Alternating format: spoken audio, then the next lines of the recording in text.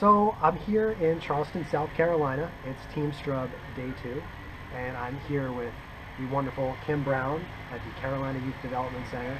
And Kim, your title for everyone is? I am actually Associate VP of Development and Volunteer Coordinator.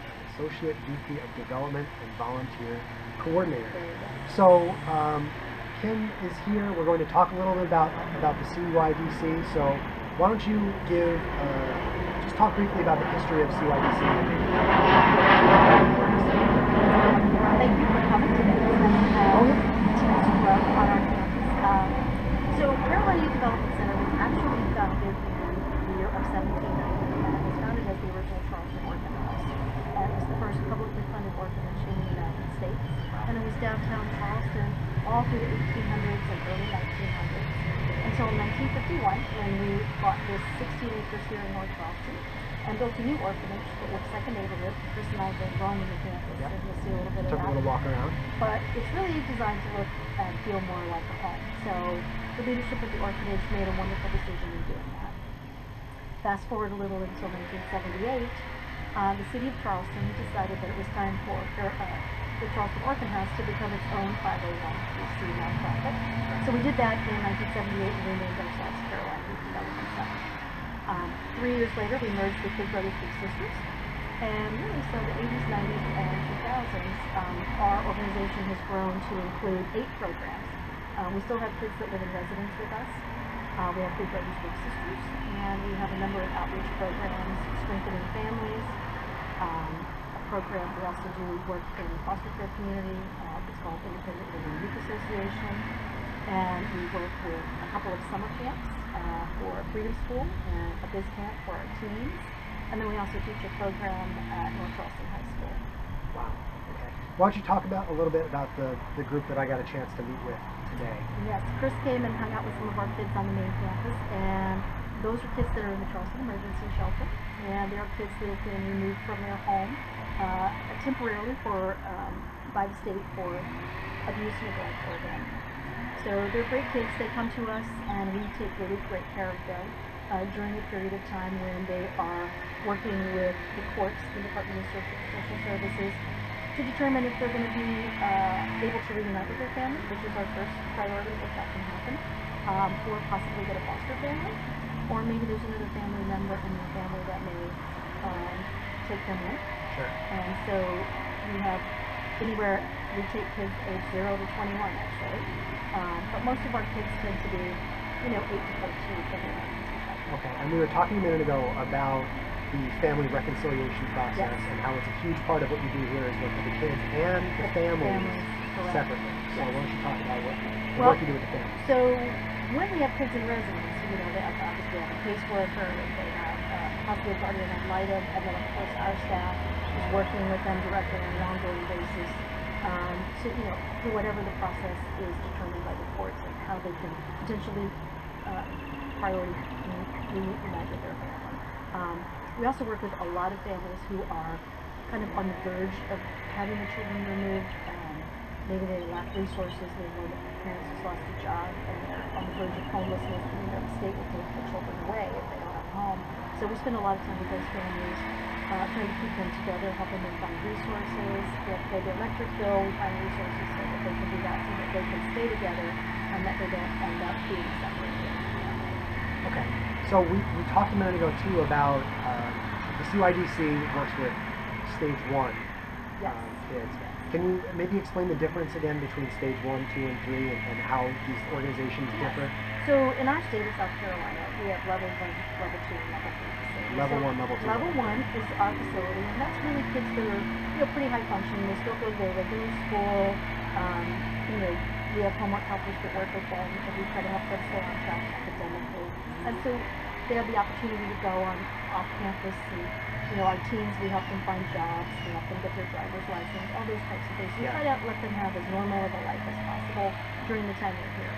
Level 2 and 3 facilities are more high security, kids that have been severely abused and really are not able to function in, like the normal school environment and so forth. So they need a lot more attention, psychological counseling and stuff like that. Okay, so for the hundreds and hundreds of kids that are here, it must be a huge responsibility to keep track of the status of where all the kids are in the system. So how does that work? How does that? Well, it's really a great staff. I mean, we have a great, loving parent staff, and then we also have, through the Department of Social Services, the police workers, the guardian ad litems. Every day we're in touch with the child's teachers. We have 5 dedicated staff that work on the school side, and then we have counselors that work on the emotional, reunification stuff, and then we have a dedicated staff that lives in the homes, that shifts in the homes 24/7 to just make sure that, the children are getting whatever attention that they need. Sure. Can you talk about the camaraderie between the kids? I mean, it seemed like everyone was really bonding well together. And this is what we were talking about earlier, because Chris was saying, God, this is so sad. And, it is sad to a certain extent. However, kids are very resilient, and because we're in communication with the kids, and sometimes they're in communication with the family, they're in communication with police workers.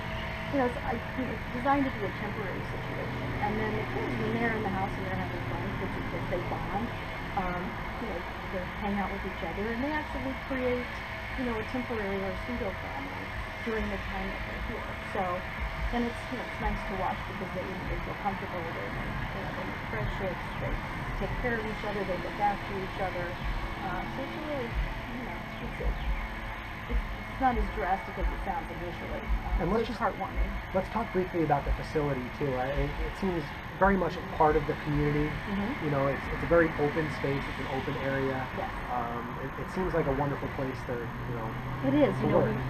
Our original orphanage was a big institutional-looking building downtown Charleston, and so after after the Second World War, it was really the suburbanation of the United States, and so really it was innovative thought by the leadership of the original orphan house that said, let's buy this 20 acres, let's rebuild this campus to look like a neighborhood. So, and when you walk through, you probably have some people, all the kids live in cottages, they can walk to the end of the street, catch the school bus. We've got this career center behind us, which is a wonderful new part of our campus that was built in 2004, which has a computer lab, a homework help station, now we have a big cafeteria, and so it's really kind of been a game changer for the campus. And you mentioned that the kids often get to go hang out outside of the campus as well. Right? We're going to baseball games every day. So. Yes, we work with so many volunteers, great organizations, either sponsor taking the kids, or some of the sports teams will give us free tickets, and the kids still go to baseball games, hockey games. We're going to go to Battery soccer games in June. Field trips like Blackbeard's Cove, which is a country club. And then we do educational field trips. They're going to be going to the aquarium, the children's museum. Sure. So we rely on volunteers to help either pay the way or get some charity tickets and stuff like that. Yeah, and why don't you talk about the role of volunteers? You said it's a huge thing. It is. Well, in different ways. Like a lot of organizations, especially those serving children,